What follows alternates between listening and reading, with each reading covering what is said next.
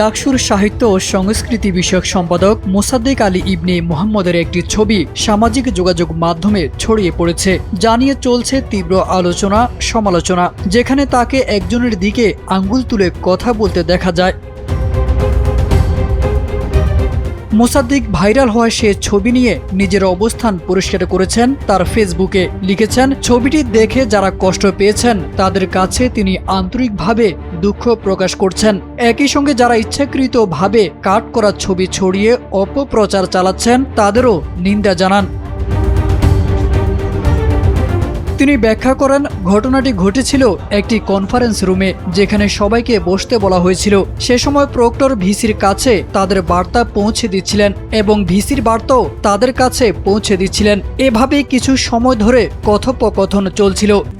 RICL TMX, যুগের পর যুগ স্থাপনা থাকে মজবুত। এর মধ্যেই কোনো এক মুহূর্তে ছবিটি তোলা হয় এবং পরে সেটি ক্রপ করে শুধু তার অংশটুকু প্রকাশ করা হয়। মোসাদ্দেক বলেন, আগের দিনের হামলার কারণে শরীর জুড়ে ব্যথা থাকায় দীর্ঘক্ষণ দাঁড়িয়ে থাকা তার জন্য কষ্টকর ছিল। তবুও কথা বলার সময় দাঁড়িয়ে থাকার চেষ্টা করেছেন। শিক্ষকদের প্রতি নিজের সম্মান নিয়ে প্রশ্ন তোলার সুযোগ নেই বলেও উল্লেখ করেন তিনি। এ বিষয়ে তার বিভাগের শিক্ষকদের কাছ থেকেই সত্যতা জানা যাবে বলেও জানান ডাকসুর এই নেতা।